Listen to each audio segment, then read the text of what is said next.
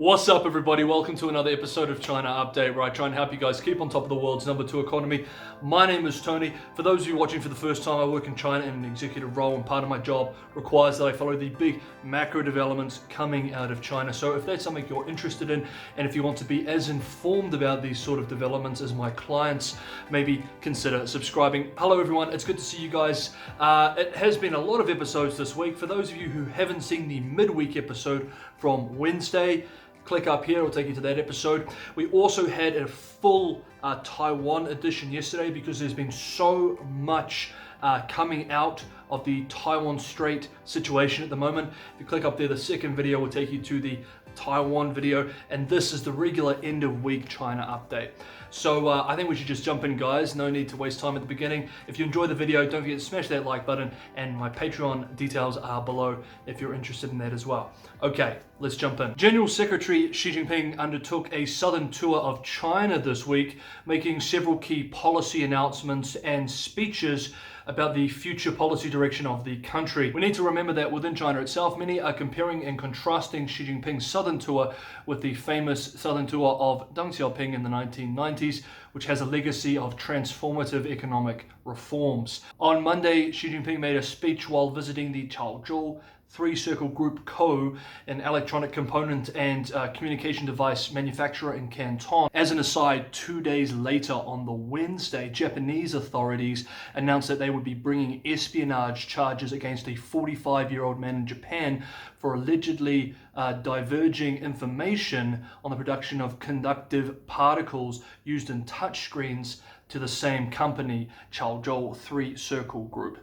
Anyway, back to the speech. State-run Xinhua media reports that Xi Jinping said independent innovation is key to the growth of companies, the upgrade of industries, and the high-quality development of the economy.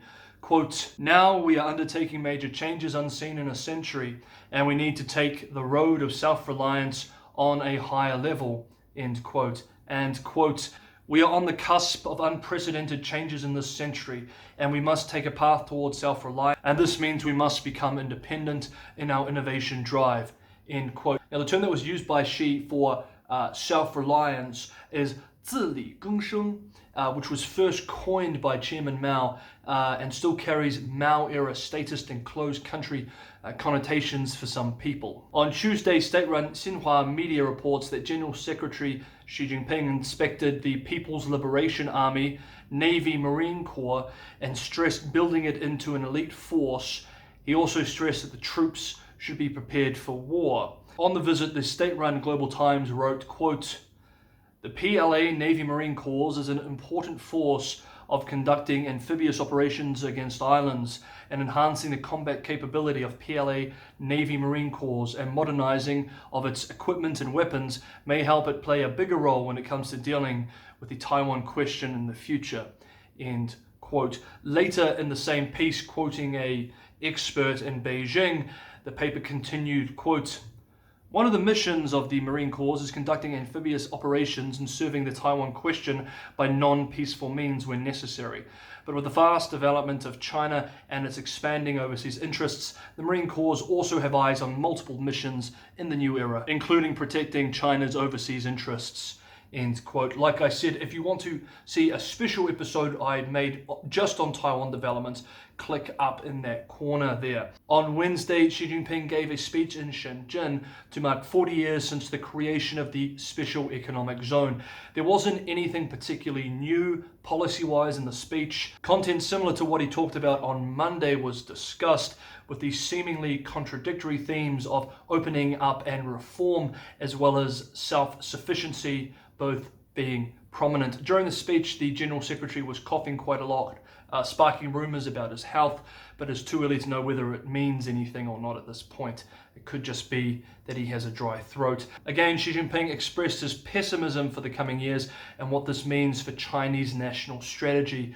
Quote, "The world today is undergoing major changes unseen in a century. The global pandemic has accelerated the evolution of this major change. Economic globalization has encountered a countercurrent, protectionism and unilateralism has risen, the world economy is in a downturn, and international trade and investment have shrunk sharply. The economic, technological, cultural, security, and political patterns are all undergoing profound adjustments, and the world has entered a period of turbulent change. End quote. We have to ask ourselves, if Shenzhen has been a special economic zone for decades now, why are leaders still talking about reforms there? Shouldn't these reforms have been implemented many years ago?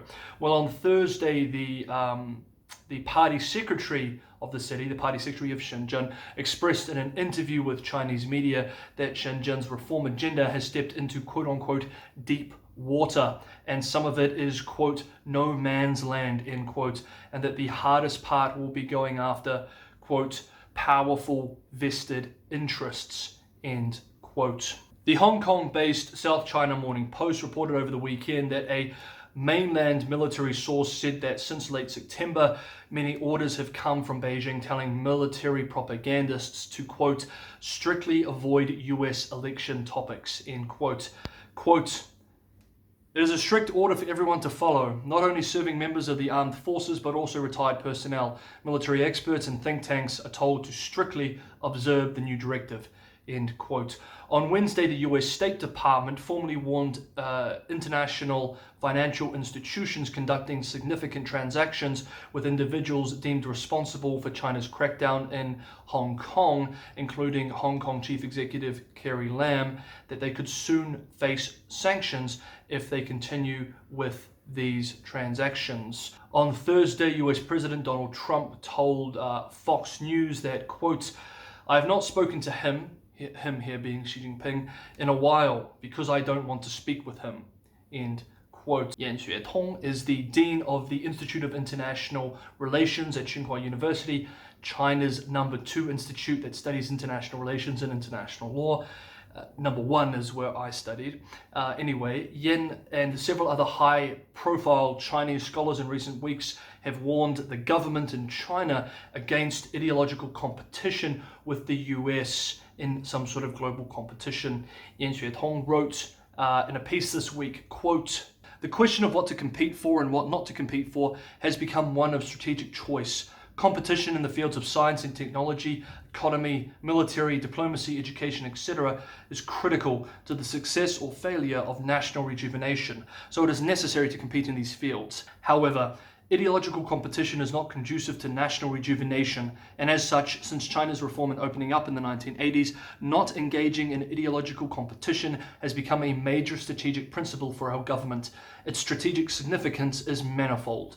He goes on to say, quote, government departments must resolutely implement the central government's policy of not engaging in ideological disputes and not exporting political systems so as to be able to demonstrate that our country's position on ideological differences differs from the hegemony of the United States, while at the same time effectively avoiding a new Cold War.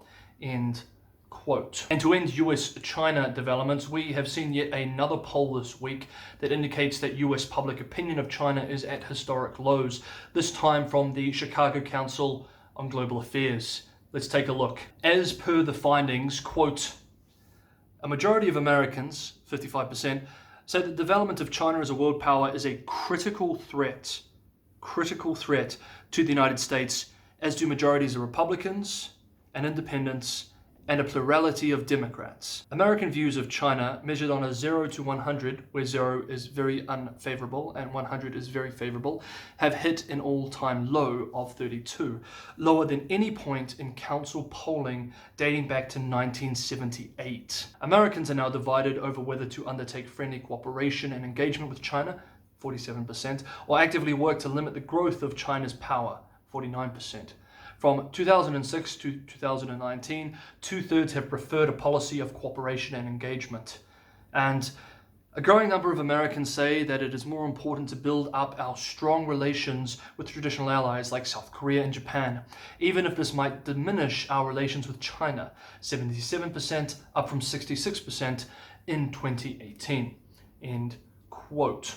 Now, not this week, but last week was a special informal meeting of the Quad partners, foreign ministers in Tokyo. At that informal foreign ministers Quad meeting, US Secretary of State Mike Pompeo did not mince words in expressing how the US views the security arrangements. Quote, Once we've institutionalized what we're doing, the four of us together, we can begin to build out a true security framework, a fabric to counter the challenge that the Chinese Communist Party presents to all of us. On the same day, a spokesperson for the US State Department also elaborated, saying, quote, "This isn't about a US-China dispute. This is about the free world versus Chinese authoritarianism." And the Secretary speaks frequently about that. And that's the way he framed the discussions. And there was a lot of agreement around the table. End quote. The Japanese and Indian sides were not as explicit as the US in their language, but all sides at the meeting expressed support for the security framework. We need to remember that as this meeting is going on, this is within the context of growing tension in the East China Sea with Japan, military buildup and deaths on the Sino-Indian border, and a deeply agitating diplomatic dispute with Australia.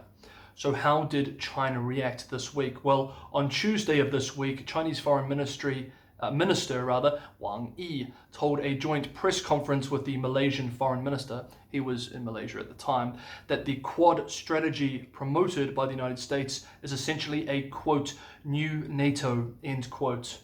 Quote, "The security is to trumpet the old-fashioned Cold War mentality to stir up confrontation among different groups and blocs and to stoke geopolitical competition in a bid to maintain the dominance and hegemonic system of the United States." End quote. Poor relations. 50th. In a speech to mark the 50th anniversary of Canada-China relations, Canada's foreign minister said he was working on a new foreign policy approach to Beijing that is expected to be unveiled later this year. Quote, "We will build a new framework for relations with China. Canada will work with partners to hold the Chinese government accountable for its international obligations. The use of coercive diplomacy causes Canada to re-examine its approach with a focus on multilateral cooperation." End quote. On the same day, Prime Minister Trudeau also used the term coercive diplomacy in a speech critical of China. PRC, People's Republic of China, Foreign Ministry spokesperson Zhao Lijian responded in a statement the following day. Quote, "First, why hasn't Canada been able to acknowledge that the difficulties in China-Canada relations in the recent 2 years are caused by Canada's arbitrary detention of Meng Wanzhou, an innocent Chinese citizen who hasn't breached any Canadian law? Second, of all the US allies, why was Canada the only one that agreed to cooperate with the United States on detaining Meng Wanzhou?" He went on to say, quote, "We once again strongly urge Canada to correct mistakes, immediately release Ms. Meng Wanzhou and ensure her safe return to China, remove this barrier in China-Canada ties, and bring the bilateral relationship back on the right track." End quote. Interestingly, that the entire relationship, the entire bilateral relationship, is dependent on the release of someone who China claims is a private citizen running a private company. The mainstream official state media narrative in China continues to be one, the poor bilateral relationship between Canada and China is entirely the fault of Canadian actions, and that China is not responsible for the deterioration in any way whatsoever. And two, that Canada has acted inappropriately entirely or in large part due to pressure from the United States. Quote, "The icy relationship between Beijing and Ottawa will only be resolved if the Canadian side is willing to commit itself to pushing forward bilateral ties and distancing itself from the poisonous impact of US hostile policy towards China." Li Haidong, a professor at the China Foreign Affairs University, noted that Canada is now stepping up to follow the US, and it has become increasingly harsh towards China, which has taken the bilateral relationship to its lowest point. End quote. Okay guys, that's this week's China update. I hope you enjoyed it. Sorry it's a little late. As always, stay safe and stay sane, and I'll see you next time on China Update.